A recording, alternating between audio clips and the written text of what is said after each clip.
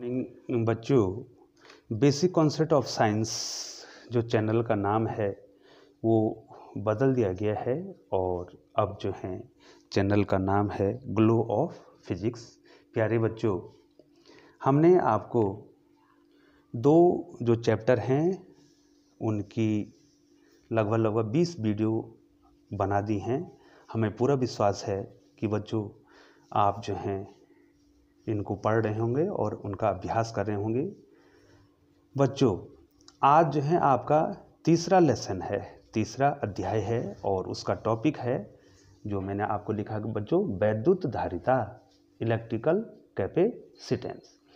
अब बच्चों जो हैं आपको सबसे पहले जानना है कि वैद्युत धारिता के बारे में जानना है। इससे पहले आपको जानना पड़ेगा कि जब हम किसी चालक को, कंडक्टर को आवेशित करते हैं या उसको आवेश देते हैं तो उसका विभव भी उसी अनुपात में बढ़ता जाता है।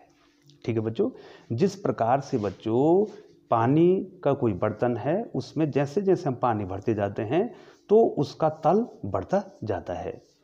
इसी प्रकार से माना कोई जो है धातु की छड़ है, उसको आप गर्म कर रहे हैं, ऊष्मा दे रहे हैं, तो ऊष्मा देने से क्या होगा, उसका ताप क्या होगा, धीरे धीरे बढ़ेगा। ठीक है बच्चों, इसी प्रकार से जब हम किसी चालक को आवेशित करते हैं या उसको आवेश देते हैं तो उसका विभव भी उसी अनुपात में बढ़ता जाता है। तो मैं बच्चों आपको यहाँ पर लिख रहा हूँ, जब किसी चालक को आवेशित किया जाता है, आवेशित किया जाता है तो उसका विभव भी उसी अनुपात में बढ़ता है, उसी अनुपात में बढ़ता है। ठीक है बच्चों, जब हम किसी चालक को आवेशित कर रहे हैं तो उसका विभव भी उसी अनुपात में बढ़ रहा है। ठीक बच्चों, जितना आवेश दे रहे हैं उतना उसका विभव बढ़ रहा है। इसको हम फिजिक्स की भाषा में कह सकते हैं Q समानुपाती V। ठीक है बच्चों, अर्थात आवेश को बढ़ाने से उसका विभव भी बढ़ रहा है। अब यहाँ पर हम समानुपाती का चिन्ह हटा देते हैं तो एक कांस्टेंट आ जाता है CV। अब बच्चों यहाँ पर C क्या है और V तो आप जाने पोटेंशियल है। ठीक है बच्चों, यहाँ पर C जो है एक नियतांक है, नियतांक, ये कांस्टेंट है। ये क्या है बच्चों, कांस्टेंट है। इसी C को कहा जाता है वैद्युत धारिता। इसी को कहा जाता वैद्युत धारिता बोलो या चालक की वैद्युत धारिता बोलो, वैद्युत धारिता। इसी को कहा जाता है वैद्युत धारिता। ठीक है बच्चों, क्या कहा जाता है, वैद्युत धारिता। Electrical capacitance, electrical capacitance. ठीक है बच्चों, अब जो है बच्चों हमने आपको इसकी डेफिनेशन बतानी है। ठीक है बच्चों, कि वैद्युत धारिता को आप कैसे डिफाइन करेंगे। वैद्युत धारिता, वैद्युत धारिता को आप कैसे डिफाइन करेंगे। Electrical capacitance.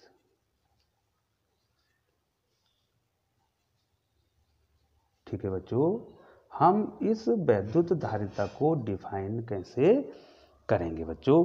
तो हमारे पास जो है सूत्र क्या है, Q बराबर CV। तो C बराबर कितना हो जाएगा बच्चों, Q बटे V।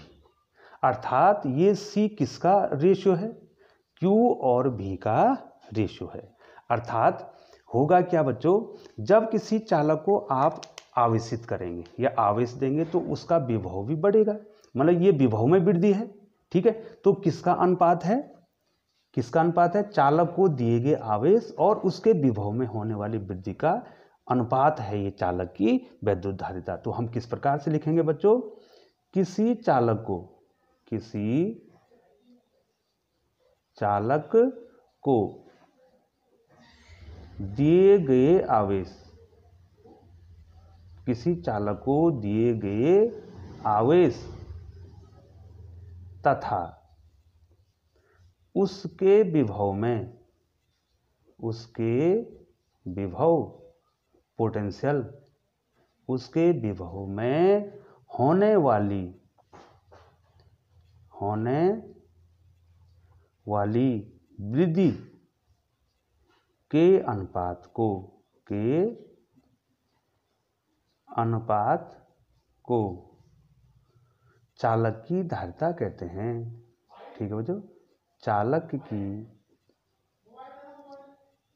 की धारिता कहते हैं। ठीक है बच्चों, आगे ना बच्चों समझ में? देखो बच्चों क्या कहा क्या है यहाँ पर ये कहा जा रहा है कि आपने क्या दिया, क्यों आवेश दिया किसी चालक को। तो जब आवेश दिया तो विभव में वृद्धि हुई, तो ये विभव में वृद्धि है, अर्थात किसी चालक को दिए गए आवेश और उसके विभव में होने वाली वृद्धि के अनुपात को हमने क्या कह दिया? उसकी धारिता कह दी। ठीक है बच्चों, आगे ना बच्चों आपको? अब इसका मात्रक क्या होगा, अर्थात C का मात्रक, अर्थात वैद्युत धारिता का मात्रक, यूनिट ऑफ कैपेसिटेंस। ठीक है बच्चों, इसको हमने आपको बताना है। तो C बराबर क्या है बच्चों? C बराबर है Q/V। तो जब हम C की यूनिट निकालें तो Q की यूनिट डिवाइडेड बाय V की यूनिट। ठीक है, तो क्या लिखेंगे बच्चों? इसकी ये लिखेंगे Q का मात्रक, यूनिट ऑफ Q। ठीक है बच्चों, divided by unit of V। ठीक है बच्चों, हो जाएगा कि नहीं हो जाएगा बच्चों? अब Q का तो बच्चों आप जानते हैं, Q का क्या होता है बच्चों? यहां पर लिख दें कूलाम। Q का होता है कूलाम और V का होता है वोल्ट। ठीक है बच्चों, और कूलाम प्रति वोल्ट को ही क्या आ गया बच्चों? इसकी कूलाम, और इस बटे को प्रति कहते हैं, प्रति वोल्ट। इसको ही कहा जाता है बच्चों फैराड। तो MKS पद्धति या SI पद्धति, SI पद्धति के अंदर तो ही MKS पद्धति है, तो SI पद्धति में क्या हो गया है? धारिता का मात्रक क्या हो गया है? फैराड। लेकिन बच्चों फैराड धारिता का बड़ा मात्रक है, फैराड धारिता का बड़ा मात्रक है।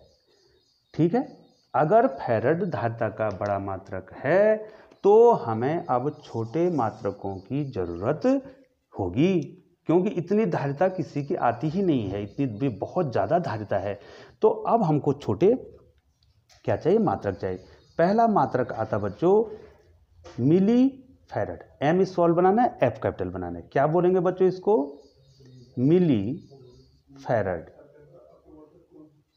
ठीक है, इसको क्या बोलेंगे? मिली फैराड। ये जो है हजारवां भाग होता है फैराड का, 10⁻³ ठीक है बच्चों, इतना फैराड। ये 10⁻³ का मतलब समझे 1/10⁻³ 1/1000, 1000वां भाग है ये। दूसरा बेटा इससे और छोटा, इसके बाद इसको कहते हैं माइक्रो फैराड, μF। ये U बनाना, इसको काट देना, माइक्रो फैराड, माइक्रो फैराड। ठीक है बच्चों, ये होता है 10⁻⁻6 फैराड। देखो दूसरी आ गई। तीसरा बच्चों nano farad, N small F capital, इसको बोलेंगे नैनो फैराड। ठीक है बच्चों, ये 9 पावर -9 ये हो गया। अब बच्चों अगला जो इसकी छोटी यूनिट आती है picofarad, P small F capital, इसको बोलते हैं बच्चों पीको फैरड। ठीक है बच्चों, ये हो जाएगा 10⁻⁻12 फैरड। ठीक है बच्चों, तो बच्चों यहाँ पर हमने ये जो हैं आपको क्या बता दिए हैं, धारिता के छोटे मात्रक बता दिए हैं। अब बच्चों इसके बाद जो है आपको पूछा जाता है बच्चों धारिता का विमीय सूत्र। धारिता का विमीय सूत्र क्या है, अर्थात उसकी डायमेंशन क्या है।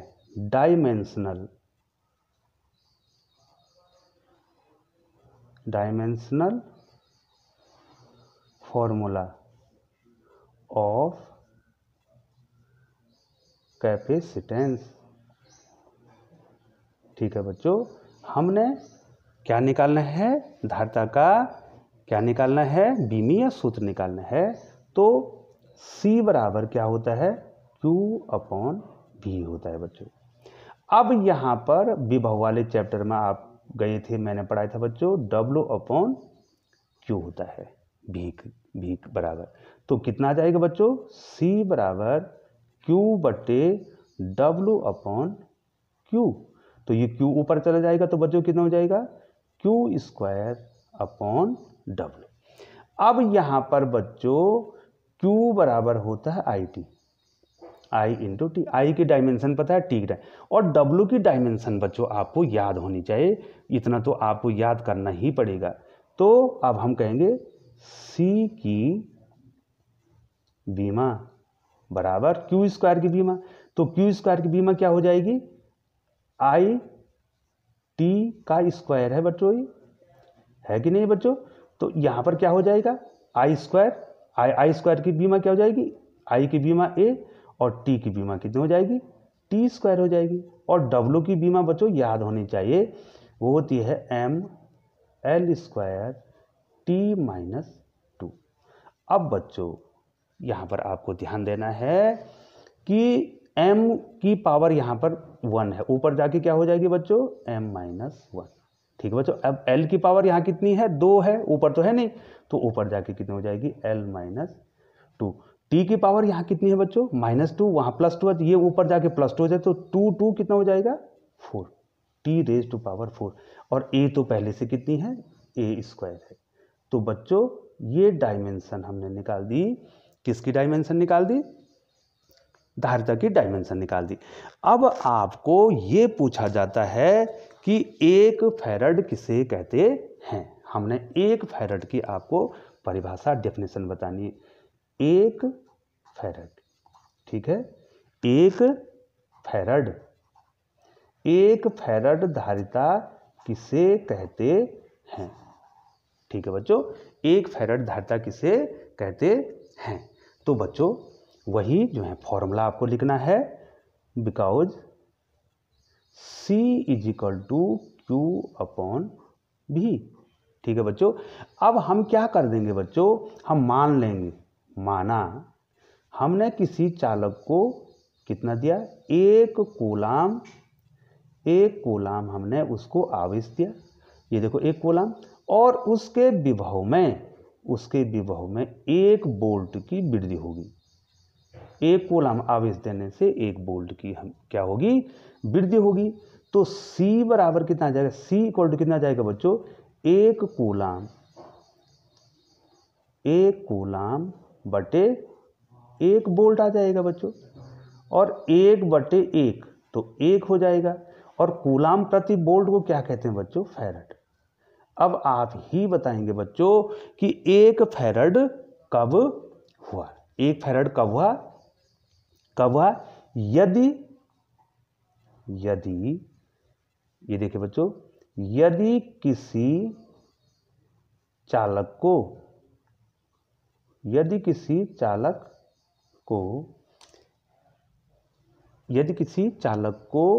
1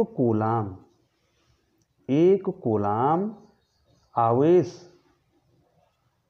आवेश देने पर, 1 कूलाम आवेश देना बच्चों, आपने ये देखो दिखाई दे रहा है, 1 कूलाम आवेश देने पर उसके विभव में उसके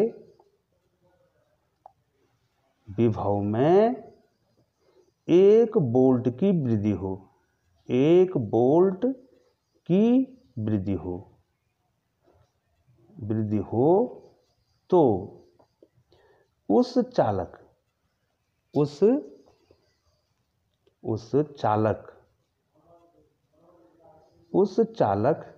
की धारिता 1 फैराड होगी।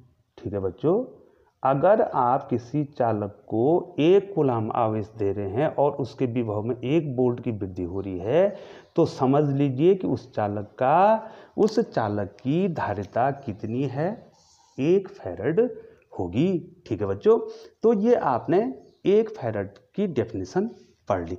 अब चालक की धारिता की निर्भरता किस पर निर्भर करेगी बच्चों? ठीक है, थोड़ा शॉर्ट में बताते हैं आपको। चालक की धारिता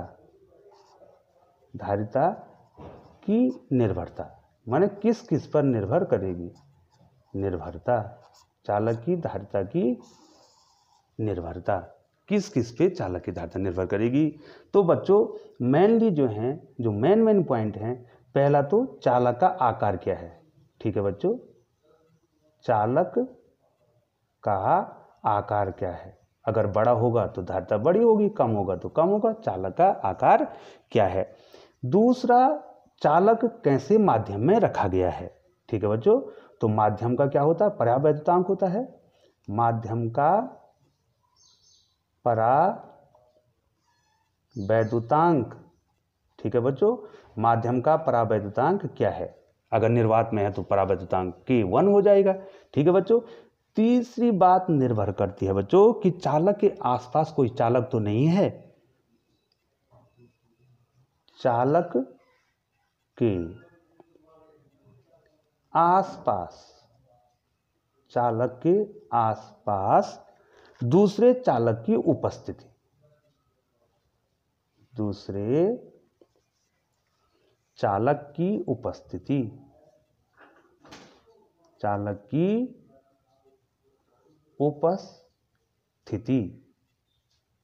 ठीक है बच्चों, अर्थात चालक के नजदीक कोई दूसरा चालक होगा तो उससे भी क्या हो जाएगी, धारिता बदल जाएगी। बहुत बहुत धन्यवाद बच्चों।